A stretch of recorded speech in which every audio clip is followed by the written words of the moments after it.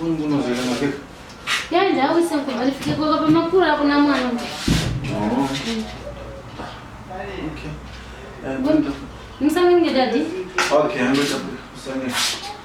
That's konana. Oh, yes. Wewe nisiko kujaza hawa unaweza kuenda. Alright. Hey, daddy. Hey, wafiki. Nafika. Kila ninaofikia mimi nataka niweka kwa phone hapo na sasa nataka kuja keshika stop hapo hivi hapo sio. Ya inaileta nyumba na hospitali mama, na peleka hapo sasa. Ina unataka nifike kuna mwana soka pata ya mwana ndasi. Wapo. Shindana hapa. Kaita na wafiki. Somo la raundi.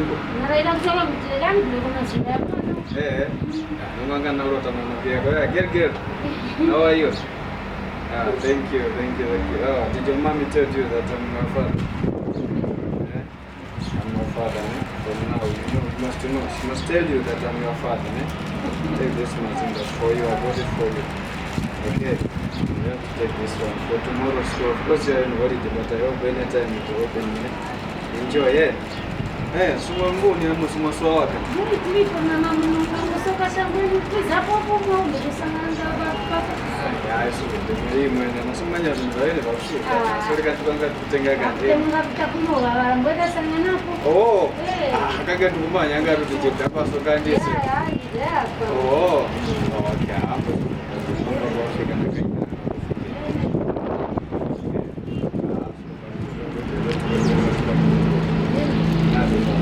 Wewe sio sio wako na mwisho mtaka genge. Taonga. Tuone shaka. Ya, pala ni kumvendele. Pigege. Sharp ne? See you eh? Sharp.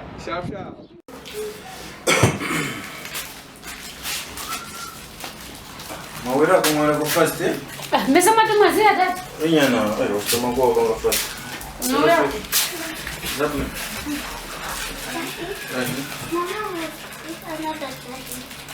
Gave me money and Zimba and it's nice and they were hugging and kissing. Kuti kumwambia sana kuchoko. Ndigomena na basa soma Simba. Ndia analipa sana uje ni kisi ndi amaya. Ndia ni mwamuna wino. Iwe nyina. Awese. Pasakun.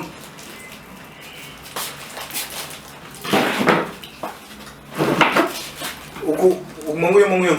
Mesana wewe kutunza shop. So shop ko Mungu anaje. Mesana bwana fefe.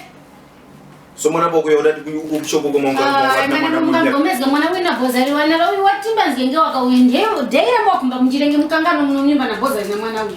Mwana wanga teta ndugu zangu bako. So mwa gomeza mwana ndena wi. Fefe kumanya kale ndeni kutokumba shakurga hapo mvasindalama. Hapo ndeni bozari kai. Nipa ndenga pangaga nina wana mseo vukorana ko ndena mumugomeze voyo ya mwana. Mwana wati pasulenge waka uide mumkangana mnyumba. Namtu nipa ndenga pangaga nina manya kuseru kurongora ko kutizerzane mtu mwana mnde mzeru.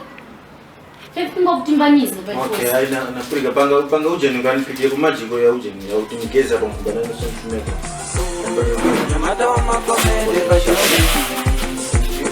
Wakusamiza vandu mumakomende vandu vanani bakupondwela naye ili nizola kezuluboi nyamata wa makomende bajoni wakusamiza vandu mumakomende vandu vanani bakupondwela